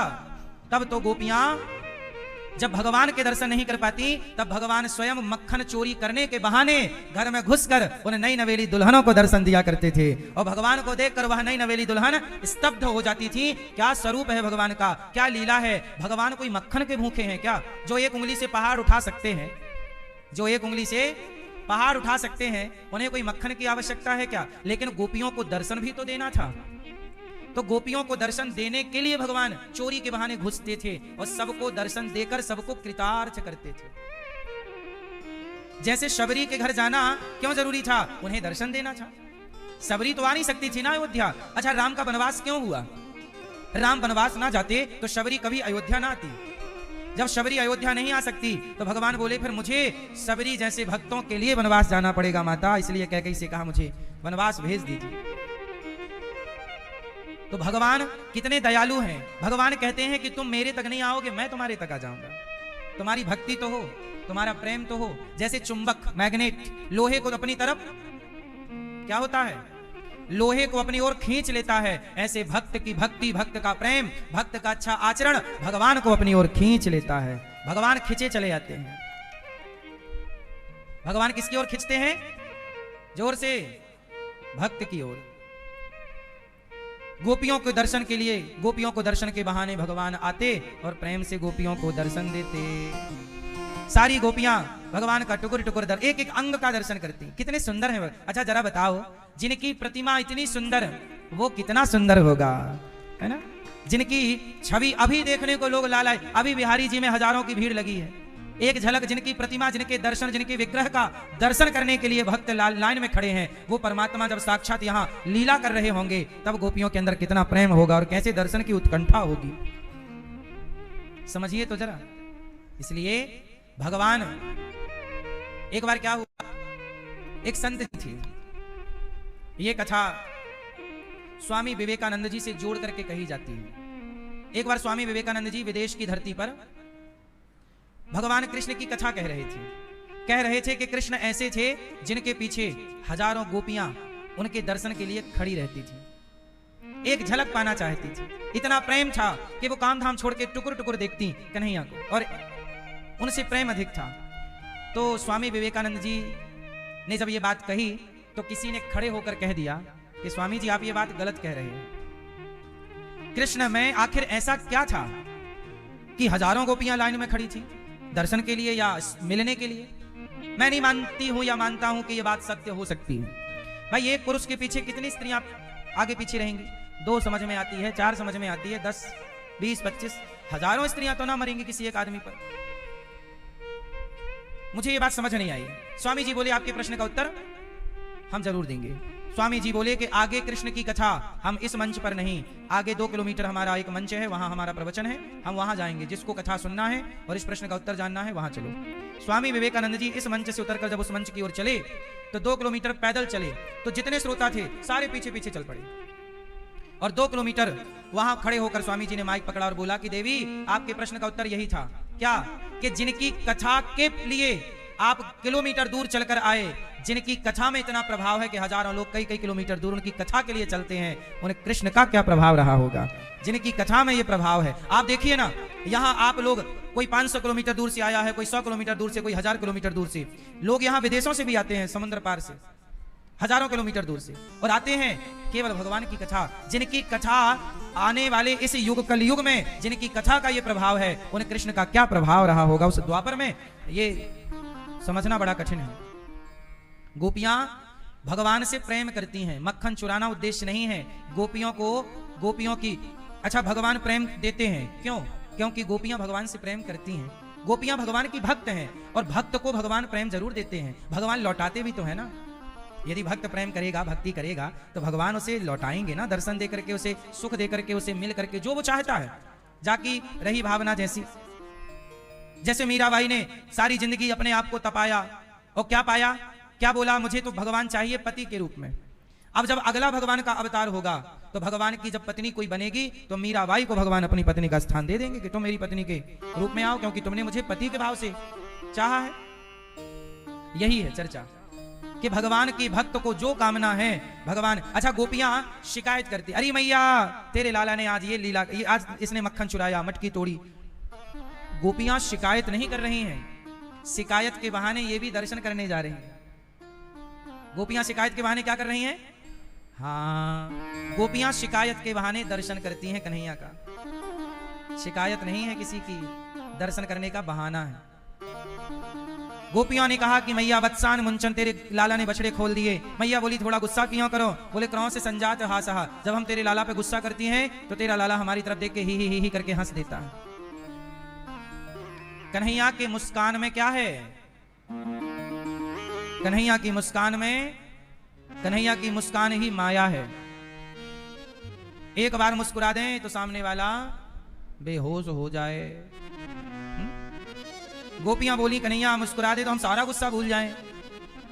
गोपियां बोली हमारे घर में घुस के मक्खन चुराता है, मटकी तोड़ देता है मैया, और ये बंदरों को मक्खन खिला देता है सारा। किसको खिलाता है? किसको खिलाता है? भगवान कृष्ण की बंदरों से बड़ी दोस्ती है। बंदरों को मक्खन खिलाता हुआ कहता है पिछले जन्म में खिला नहीं पाए, अब खाओ। क्या मैया मतलब हुआ? मतलब पिछले जन्म में जब कृष्ण राम बने, तो राम ने बंदरों से सेवा तो ली, पर राम उन्हें कुछ वनवास में खिला पिला नहीं पाए। तब भगवान बोले अगले जन्म में तुम्हें खूब मक्खन खिलाएंगे बंदरों, आओ और तुम्हारा ऋण चुकाएंगे। इसलिए भगवान बंदरों को खूब खिला पिला रहे हैं। इसलिए वृंदावन के बंदर ना आपसे भी मांग लेते हैं, चश्मा ले लेते हैं, पहले लाओ, अब लाओ हमें बढ़िया माल लाओ, चलो। फ्रूटी रूटी बंदर भी यहाँ के पी लेते हैं, वो भी सस्ते में नहीं मानते। फिर इसलिए वृंदावन में ये दास अनिरुद्ध, जब से ये दास वृंदावन में है तब से आज तक यहाँ बंदरों की सेवा ये दास करता है। हम नित्य बंदरों की सेवा, केला से, चने से, रोटी से, रोज बंदर आते हैं, बंदरों को बढ़िया भरपेट दिया जाता है। आप भी गौरी गोपाल में जो बंदरों की सेवा होती है, आप भी बंदरों की सेवा जरूर करें, और आप भी बंदरों की सेवा से अपने आप को जोड़ें। बंदरों की सेवा किया करिए, भगवान भी करते हैं। वृंदावन में मोर और बंदर, इनकी सेवा की प्राचीन परंपरा है, पर अब मोर यहाँ कम रहते हैं, क्योंकि मोर को बंदर नुकसान पहुंचा देता है। मोर को पकड़ के नोच लेता है बंदर, इसलिए मोर वहां, यहाँ से थोड़ा दूरी पर जहां बंदर नहीं, वहां मोर ज्यादा है। तो बंदरों की सेवा भगवान ने ये ऋण चुका रहे हैं पिछले जन्म का। इसलिए आप भी बंदर को खिला पिला दिया करो कुछ लेके, है ना, केला इला। बंदर को दो चीजें अच्छी लगती हैं, केला और चना, ठीक है। पर अब बंदर इससे भी एडवांस है यहाँ के, केला चना नहीं, फ्रूटी पीते हैं। बोले फ्रूटी लाओ।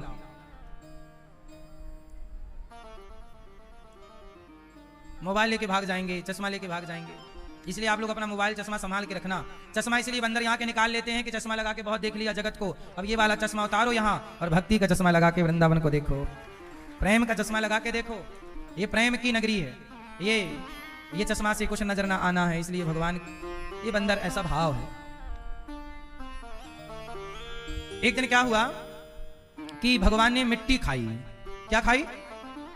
आप लोग बचपन में माटी खाए कि नहीं? हाँ कि ना? खाए मिट्टी? खा लिए।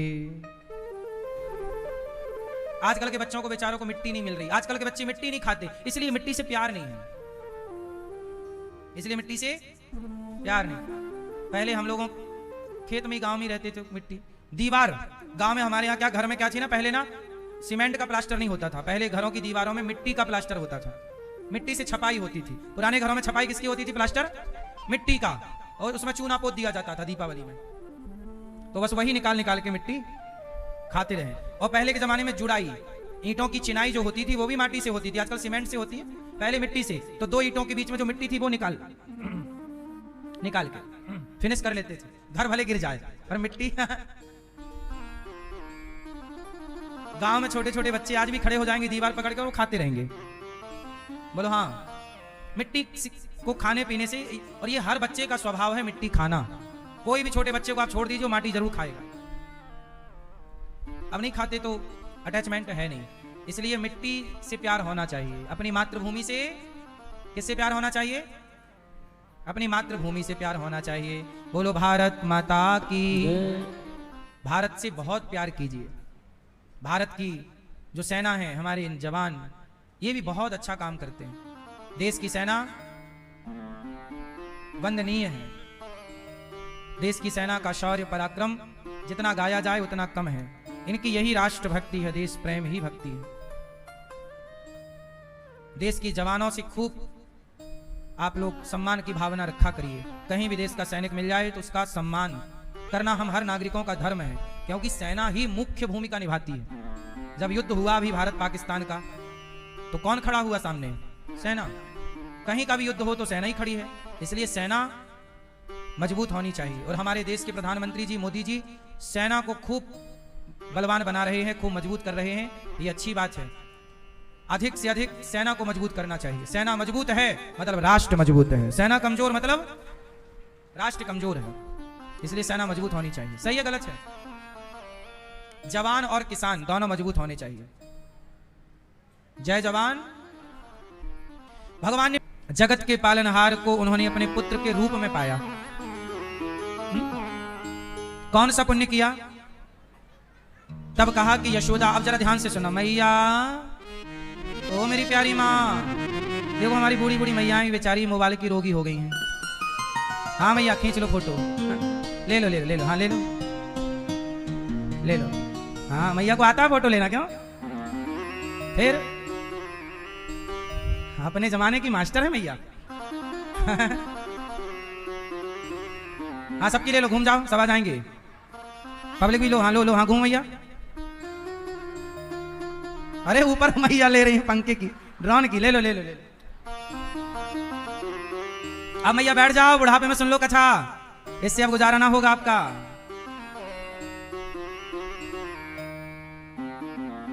अब सुन लो कथा मेरी माँ। मोबाइल ने केवल बच्चों को नहीं बिगाड़ा,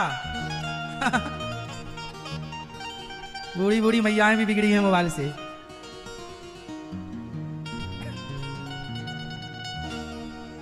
मैया यशोदा, राजा परीक्षित जी कह रहे हैं कि मैया यशोदा कौन है?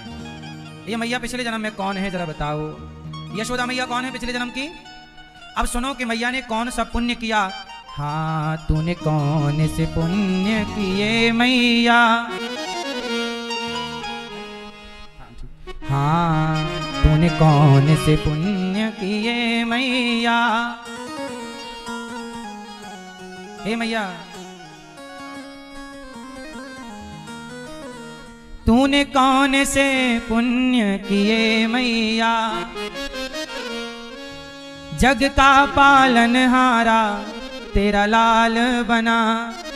हे मैया, तूने कौन से पुण्य किए कि जगत का पालनहार, जगत के भगवान तेरा लाल बना, अर्थात तेरा पुत्र बना। तूने कौन से पुण्य किए मैया। कौन सा पुण्य किया है माँ? तब बताया कि द्रोणो वसुनाम प्रवरो धरया सह भार्यया। ये यशोदा पिछले जन्म में धरा नाम की एक माता थी, इनका नाम था धरा, और ये बहुत गरीब थी।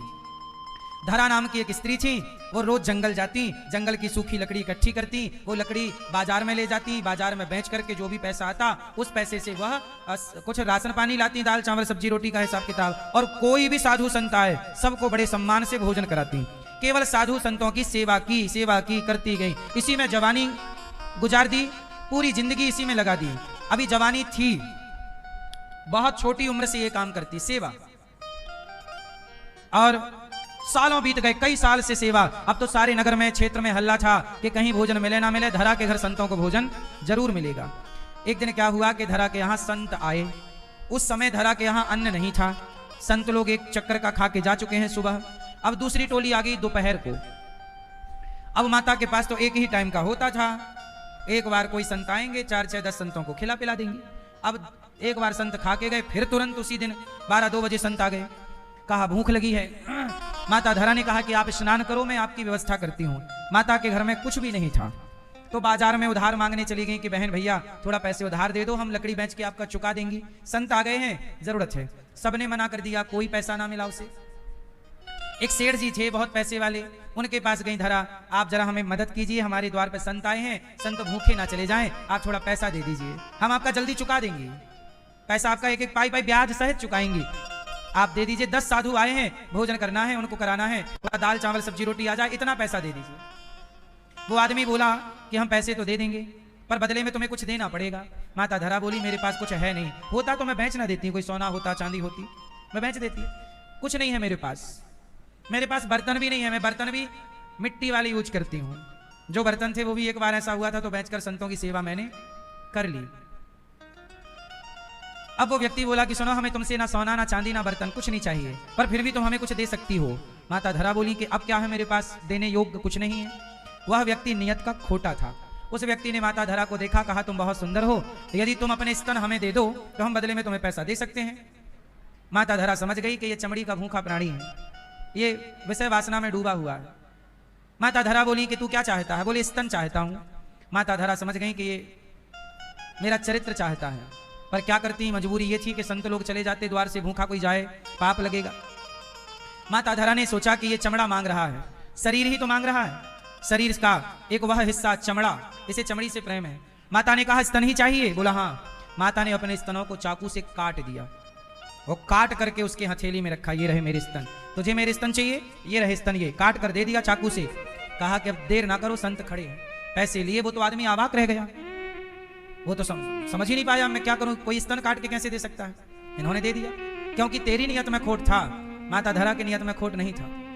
उन्हें लगा कि देखो शरीर, हमारा शरीर नश्वर है, एक दिन नष्ट होगा। माता धरा को लगा कि यदि ये देने से संतों की सेवा हो रही है, तो उन्होंने काट करके दे दिया।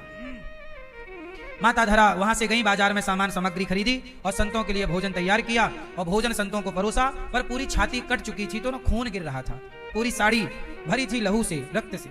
संतों ने कहा कि देवी आपके शरीर में इतना रक्त कैसा है? माता ने कहा पहले भोजन करिए, फिर बताऊंगी कि ये खून कैसा है।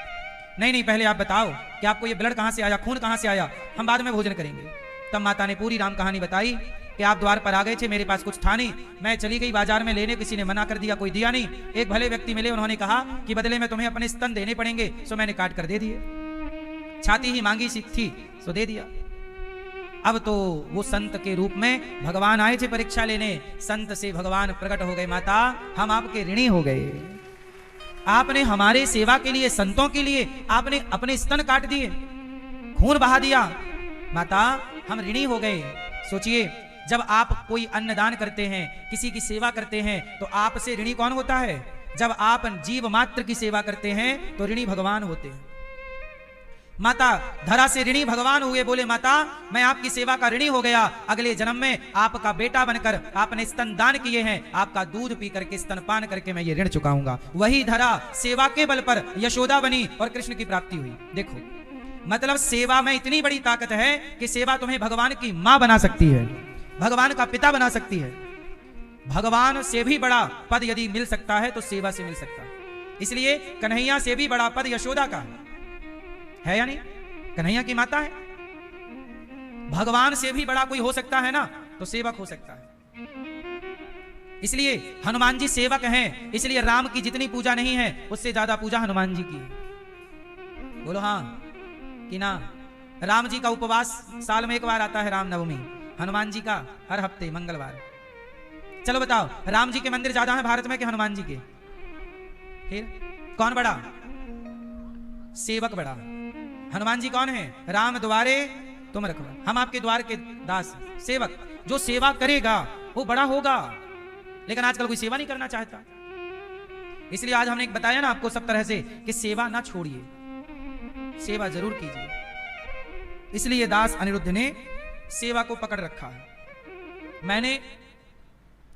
मैंने संसार को देखा है, मैंने शास्त्रों को देखा है, समझा है, सत्संग किया है, बड़े बड़े विद्वानों के चरणों में मैं बैठा हूं, मूर्खों के साथ भी रहा, विद्वानों के साथ, सब तरह के लोगों से मिला। अंत में मैंने यही निष्कर्ष निकाला कि जीवन में अपना कल्याण चाहते हो तो सेवा करो। माता धरा एक सामान्य सी महिला है जो लकड़ी बेचती हैं, पैसे से पैसा कमाती हैं। उससे पैसा कमाना गलत नहीं है, देखो पैसा तो धरा भी कमा रही है, लकड़ी बेचकर पैसे कमाओ, पर पैसे को खर्च करते समय आंखें खोल के रखो कि पैसा तुम्हारा पाप में खर्च हो रहा है कि पुण्य में। चलो मैं एक छोटा सा उदाहरण देता हूं। ये 500 रुपए हैं। ये कितने रुपए हैं? अब ये 500 रुपए लेकर के मैं जाऊं बाजार में और एक बकरा ले आऊं, भाई साहब जरा 1 किलो बकरा देना या मुर्गा देना या मछली देना, और यही 500 में मैं जाऊं और किसी भूखे को, 5 भूखे लोग हैं, कोई प्यासा है, कोई भूखा है, बूढ़ी माँ है या बच्चे हैं, और मैंने उनको भोजन करा दिया। जरा ध्यान से समझना, इस 500 रुपए से मैंने मछली या बकरा या मुर्गा खरीदा तो 500 खर्च हुए कि नहीं, और मैंने किसी भूखे को 500 से रोटी खिलाई तो भी 500 खर्च हुए कि नहीं। पैसा तो दोनों में, जोर से, दोनों में खर्च हुआ। लेकिन एक बात बताओ कि पैसा जब खर्च हुआ बकरा मांस खरीदने में, तो पैसा तो खर्च हुआ, पर बदले में हमें मिला क्या? पाप मिला। क्योंकि मछली मरी, बकरा मरा, मुर्गा मरा, तो उसकी दुआएं बद्दुआएं कहां जाएंगी? हत्या हुई ना हमारे कारण। तो हमने पैसे भी खर्च किए और खरीदा क्या? पाप खरीदा। क्या खरीदा? जोर से, पाप छा के नहीं, क्योंकि मेरे कारण वो मुर्गी मरी या बकरा मरा या मछली मरी। मेरे जैसा ग्राहक ना होता तो क्यों मरता? इसलिए ग्राहक भी जिम्मेदार है उसकी हत्या का। तो 500 खर्च हुए और बदले में मिला क्या? पाप। अच्छा, यही 500 तुमने किसी भूखे को रोटी दे दी, किसी रोगी की दवाई आपने करा दी और वो ठीक हो गया, तो इस 500 से आपको क्या मिला? पुण्य। ये पैसा है साहब, यही आपको पापी बनाता है और यही आपको पुण्यात्मा बनाता है। ये पैसा गलत जगह खर्च करोगे पापी हो जाओगे, और सही जगह खर्च करोगे तो पुण्यात्मा हो जाओगे। इसलिए कहता हूं कि पैसा समझदारी से खर्च किया करो। वहीं खर्च करो जहां से पुण्य मिलना है, वहां खर्च ना करो जहां से पाप मिलना है। गलत जगह पर खर्चा ना हो। अब देखो ना, गौरी गोपाल आश्रम में अभी 13 मई को यहां लगभग 25 गरीब परिवार की बेटियों का विवाह होने जा रहा है। 25 बेटियों का विवाह होगा यहां पर। ये बेटियां जिनके माता पिता गरीब हैं, किसी का पिता नहीं, किसी की मां नहीं, मजदूर है, कोई कुछ है, ऐसी गरीब बेटियों का यहां से विवाह होता है। बताइए ये पाप है कि पुण्य है? ये दास अनिरुद्ध आपसे भिक्षा मांगता है और आप भी अपना पैसा जब इस सेवा से जोड़ते हो तो आपको भी पुण्य मिलता है। मेरे कहने से आपने थोड़ा थोड़ा दान किया। आपने एक बेटी का, ये देखो कन्या बेटियों का विवाह पिछली बार हुआ, ये उसका चित्र है। 21 बेटियों का विवाह हुआ था अभी 26 अप्रैल को, अब 13 मई को फिर से है। आप भी एक बेटी का विवाह में कन्यादान करिए और आप भी एक बेटी का सहारा बनिए। आप भी जरूर इन अच्छे कार्यों से जुड़िएगा। ये सब देखिए बेटियों का विवाह आप दर्शन कर रहे हैं। यहाँ साल भर में सैकड़ों, कई 100 बेटियों का विवाह हो जाता है साल भर में। एक साथ ना 200-500 बेटियों का विवाह करने के लिए जगह नहीं है, क्योंकि सब व्यवस्थाएं लगती है ना, थोड़ा थोड़ा होता चलेगा। 100 बेटियों का एक साथ विवाह करेंगे तो यहाँ इतना स्पेस नहीं है, जगह नहीं है ना। इसलिए 25-21 बेटियों का विवाह महीने में 1 बार या महीने में 2 बार करते रहते हैं, व्यवस्थाएं बनी रहती हैं। तो आपसे मेरी प्रार्थना है कि आप भी इन बेटियों के विवाह में सहयोगी जरूर बने। और यही पुण्य है। माता धरा ने पुण्य कमाया कि नहीं, और ऐसा पुण्य कमाया कि उस पुण्य से उन्हें भगवान मिल गए। भगवान मिलेंगे तो पाप से नहीं मिलेंगे, भगवान मिलेंगे तो पाप से नहीं मिलेंगे, किससे मिलेंगे? इसलिए कहता हूं पुण्य कीजिएगा, पुण्य करते रहिएगा, थोड़ा थोड़ा पुण्य रोज करिएगा। एक भी रुपए बर्बाद ना हो, आपका इसका ख्याल रखिएगा, बर्बाद ना हो यहां वहां। गौरी गोपाल आश्रम में देखिए ना 315 माताएं। आज मैं एक माँ से मिल रहा था, अत्यधिक बूढ़ी है, वो भी बहुत वृद्ध हो गई हैं, 100 साल की मैया है। आज मैंने पूछा मैया किसी का फोन आया? मैया ने बोला किसी का फोन नहीं आया। बोले बच्चा है, पोता है, परिवार सब है, कोई नहीं आता। इन माओ की सेवा ये दास आप लोगों से भिक्षा मांग मांग कर करता है। अपनों का सहारा होता तो क्यों यहाँ माओ को रहना पड़ता? जब माँ की मृत्यु हो जाएगी तो भी बच्चे कंधा देने आएंगे, इसकी कोई गारंटी नहीं। आप जरूर इन माओ का सहारा बने और आप इन माओ के बेटा बेटी जरूर बने। आप सबके सहयोग से यहाँ 315 माएँ रहती हैं। आप भी नाश्ता कराइए, कल का नाश्ता आप कराएंगे माओ को, कल आपकी ओर से भोजन होगा माओ को। आप भी अपनी तरफ से भोजन करा सकते हैं माओ को, कि कल का भोजन आप, नाश्ता आप करा सकते हैं, रात्रि का दूध आप दे सकते हैं। अब क्या हुआ कि मैया यशोदा, एक दिन क्या हुआ, एकदा गृहदासीसु यशोदानंद गेहिनी। एक दिन मैया यशोदा दही मंथन कर रही थी। क्या कर रही थी? तो भगवान कृष्ण आए और भगवान ने मछानी पकड़ ली। मैया दूध पीना है। मैया बोली तेरे लिए ताजा ताजा मक्खन निकाल रही हो, तू मक्खन खाना। बोले नहीं मक्खन नहीं खाना मुझे, तो तेरा दूध पीना, दूध पीना। मैया बोली अच्छा, बैठ गई और मैया अपना प्रेम से गोद में लिटा करके अपनी गोद में और कन्हैया को दूध पिलाने लग गई। अब भगवान माँ का दूध पी रहे हैं और दूध पीते हुए टुकुर टुकुर भगवान को देख रहे हैं। कभी दूध पीते हुए छोड़कर ही करके हंस देते हैं, छोटे छोटे दांत दिखते हैं भगवान के, और कभी भगवान की बिंदिया निकाल के भगवान कृष्ण अपने माथे लगा लेते हैं, कभी माँ का झुमका पकड़ के खींचने लगते हैं। तभी क्या हुआ, कन्हैया दूध पी रहे थे कि मैया ने चूल्हे पे दूध चढ़ाया था पकाने के लिए, तो वो उफनने लगा दूध, और जैसे ही दूध उफना तो भगवान को छोड़कर मैया यशोदा लाला को नीचे करके और दूध उतारने गई कि दूध ना गिर जाए। और जैसे ही दूध उतारने गई, कन्हैया बोले मैया तो को पूत से प्यार ना है, दूध से प्यार है, आज मैं तेरी सारी मटकी तोड़ डालूंगा। तू अपने पूत से प्यार ना करती, दूध से प्यार खूब करती। उठाया डंडा भगवान ने और जितनी मटकी थी छोटी बड़ी सबको दे मारा चढ़ चढ़ करके। अब सारी मटकियां टूट गई, पूरे आंगन में दूध दही मक्खन बिखर गया। मैया दूध उतार के आई तो देखा तो पूरे आंगन में दूध दही मक्खन बिखरा हुआ। मैया समझ गई कि लाला ने मटकी तोड़ दी, इसको भी गुस्सा आया है। अब तो मैया ने डंडा लिया, कन्हैया आज तेरी खैर नहीं। सोचिएगा, जिस परमात्मा के भय से यमराज भी भयभीत रहते हैं, आज वो भगवान मैया के भय से भयभीत होकर भाग रहे। क्या लीला है, जिनके ओर भगवान यमराज की तरफ देख लें तो यमराज जी भी थर थर कांप जाते हैं। क्या हो गया, आज भगवान कह रहे मैया मत मारियो मैया, आगे आगे भगवान पीछे पीछे। मैया बोली दारी के आज तो को पकड़ के ही रहूंगी। पकड़ लिया भगवान को मैया ने, जब पकड़ा तो कृपा हुई भगवान पर, तब मैया ने पकड़ा, पकड़ के कहा चल तुझे उखल से बांधूं। बांधने लगी तो 2 अंगुल रस्सी कम पड़ गई मैया की। कितने अंगुल रस्सी कम, कितने अंगुल कम, 2 अंगुल रस्सी कम। भगवान को बांधने के लिए क्या चाहिए, प्रेम, कृपा। जब भगवान कृपा करेंगे तो बंधे ही जाएंगे। भक्त का प्रेम होगा तो प्रेम वाले भक्त पर कृपा होगी। पर आज मैया को ना 2 चीजें हो गई। एक तो घमंड हो गया कि मैं बांधूंगी। यदि आप ये अभिमान कर लेते हैं कि मैं करूंगा या मैं कर रहा हूं तो फिर बात सही नहीं है। बात समझो मेरी मां, मैं करता हूं कि भगवान करते हैं, आप करते हैं कि भगवान करते हैं? उत्तर दो बिल्कुल सही सही। कौन करता है, करता कौन है? आप क्या करते हैं, आप क्या करते हैं? हम और आप कुछ नहीं करते, हमसे और आपसे सब कुछ भगवान ही कराते हैं। इसलिए ये घमंड आप ना पालो कि आप करते हैं। सदा ये भाव रखो कि प्रभु ये कामयाबी, ये उपलब्धि मैंने नहीं, आपकी कृपा से हुआ है, आपने किया है। मेरा मुझ में कुछ नहीं, जो कुछ है तेरा, और तेरा तुझको अर्पण क्या लागे मेरा। जब आप ये भाव रखोगे कि मैंने नहीं किया, भगवान ने किया, तो आपको कभी भी घमंड नहीं आएगा। क्या नहीं आएगा, जोर से, घमंड। आजकल व्यक्ति घमंड में आ जाता है। व्यक्ति का पतन क्यों हो जाता है? अभिमान में। आप लोग अभिमान करते हो कि नहीं? भाई आपके अंदर अभिमान है कि नहीं? भाई आपके अंदर अभिमान है कि नहीं, आप बताओ। सो लिया अच्छे से मैया, आपके अंदर अभिमान है कि नहीं, पूछ रहे हैं। है मैया? नहीं है। आपके कितने बच्चे हैं? 2 हैं। मैया आपके कितने बच्चे हैं? 5। आपके हैं 3। मैया आपके कितने बच्चे हैं? आपके कितने बच्चे भैया? 2। तो आपके बच्चे हैं मतलब आपकी हैं वो? आपके कितने बच्चे हैं? 3। आपके हैं? कंफर्म है?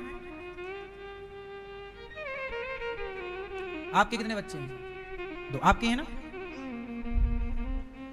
आप लोग कह रहे हैं कि हमारे को अभिमान नहीं है, और फिर आप ये भी कह रहे हैं कि हमारे 2 बच्चे हैं, 4 बच्चे हैं, 3 बच्चे हैं। ठीक है, आपने बताया है, बात सही है, लेकिन सत्य क्या है? सत्य ये है, सच बताओ मैया, आप मां हो कि नहीं? हैं? आप ही मां हो? अच्छा, आप पिता हो? आप पिता हो?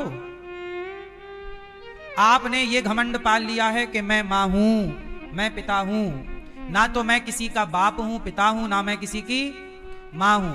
भगवान ही माता और पिता है, लेकिन आपने क्या मान लिया? मैं हूं। यही तो अभिमान है। इसी मैं के अभिमान को मिटाना है कि मैं पिता नहीं, मैं मां नहीं। प्रभु जो कुछ है, परिवार आपका, व्यापार आपका, सब ही तो आपका है, ये जीवन भी तो आपका दिया हुआ है। व्यक्ति झूठे ही घमंड कर लेता है कि ये मेरा है, मैं मां हूं, मैं कब से माँ हो गई? आप माँ हो कि भगवान माँ है? अच्छा, आप में और भगवान में बड़ी माँ कौन है? आप तो बने बनाए बच्चे को मैया बाहर करती हो, लेकिन बनाता कौन है? तो बनाने वाला बड़ा हुआ या बाहर करने वाला? फिर इसलिए असली माँ कौन है? ओरिजिनल भगवान है। इसलिए आप ये मत कहा करो कि मैं इस बच्चे की माँ हूं। मैं, भगवान ने मुझे जिम्मेदारी दी है 2 बच्चों की, 4 बच्चों की, उसे निभाएं। ये घमंड ना पालने की ये मेरा है। आप लोग क्या करते हैं? ये बेटा मेरा है, ये बेटी मेरी है, इसी में सारी जिंदगी उलझे रहते हैं। आप कभी ये नहीं कह पाते कि ये बेटा मेरा नहीं है, गोविंद मेरो है, गोपाल मेरो है, भगवान मेरे हैं, इसी में उलझे रह जाते, ये मेरा, ये मेरा है। इसलिए मेरी माँ, इस घमंड से नीचे उतर आओ कि मेरा है, मेरा संसार में कुछ भी नहीं है। भैया आपका क्या क्या है? चलो नाम गिनाओ, आपका के संसार में आपकी वस्तु गिनाओ। क्या आपका है? क्या है आपका? शरीर भी आपका नहीं है, ये भी यहीं छूटेगा, लोग जला देंगे चिता पे, ये भी आपका नहीं है। क्या है आपका? आपकी हालत कैसी है कहो तो मैं एक उदाहरण से समझाऊं, समझा दूं? तो सुनो। एक बार क्या हुआ, 2 बैल जा रहे थे, गाड़ी छकड़ा जा, बैलगाड़ी, बैल चला रहे थे, नीचे से कुत्ता जा रहा था, कुत्ता। बगल से गधा गुजरा तो गधे ने कुत्ते से कहा, कहो कुत्ते कैसे हो? कुत्ते ने कहा अच्छे हैं, गाड़ी चला रहे हैं आजकल। गधे ने कहा तुम कब से गाड़ी चलाने लग गए? गाड़ी तो बैल चला रहे हैं। कुत्ते ने कहा कर दी ना गधों वाली बात, गाड़ी हम चला रहे हैं। गधा बोला दी गाड़ी आप चला रहे हो तो रुको, स्टॉप। कुत्ता रुका, संयोग से गाड़ी भी रुक गई। कहा गो चलो, अकस्मात कुत्ता चला, गाड़ी भी चल पड़ी। अब आप लोगों से सवाल है, बताओ गाड़ी कौन चला रहा था, बैल कि कुत्ता? बैल। पर कुत्ता क्या कह रहा है? मैं चला रहा हूं, मैं चला रहा हूं, ये बैल मेरे बॉडीगार्ड है। झूठी बातें कर रहा है। गाड़ी बैल चला रहे हैं, कुत्ता कह रहा, छाती पीट रहा, मैं। यही हालत हम सबकी है। हम सबकी गाड़ी भगवान चलाते हैं, पर हम लोग उस कुत्ते की तरह घमंड करते हैं, मैं कर रहा हूं, मैंने ये किया, मैंने वो किया, मैंने ये सब कर लिया। इसलिए इस घमंड से नीचे उतरो और अपने आप को शून्य कर दो, 0। शून्य कैसा है? खाली। खाली है ना शून्य। जब खाली भक्त जाता है तो कृपा से भर जाता है, और भर के ही जाएगा तो भरेगा किससे? इसलिए जब भगवान के बनो तो बिल्कुल खाली हो जाओ। क्या हो जाओ? द्रौपदी ने सबको बुलाया, अर्जुन आओ, भीम आओ। भगवान बोले ठीक है बुला लो सबको, बुला बुला बुला। कोई नहीं आया, और जब कोई नहीं आया तब द्रौपदी खाली हो गई। प्रभु अब कोई नहीं है, अब मेरा बल खत्म, परिवार का बल निर्बल हो गई। निर्बल मतलब खाली। जब खाली हो गई तो भगवान ने भर दिया, कृपा से बढ़ा दिया चीर। आप खाली नहीं हो पाते ना, समझ गए कि नहीं? भरे हैं घमंड से, मेरा ये, मेरा वो, मैं ये, मैं। किस बात का घमंड है? किस बात का है? आप लोग कभी शमशान गए हैं कि नहीं? आप में से कितने लोग शमशान गए हैं? आप लोग शमशान नहीं गए कभी? शमशान अच्छी जगह है, जाना चाहिए, जाते रहना चाहिए। शमशान जाओ और देखो मुर्दा को जलते हुए, और देखकर भाव ये लाओ कि आज वो जल रहा है, इसी जगह एक दिन हम जल रहे होंगे और हमें कोई देख रहा होगा। ये सही है कि नहीं? ये चक्र घूमेगा कि नहीं?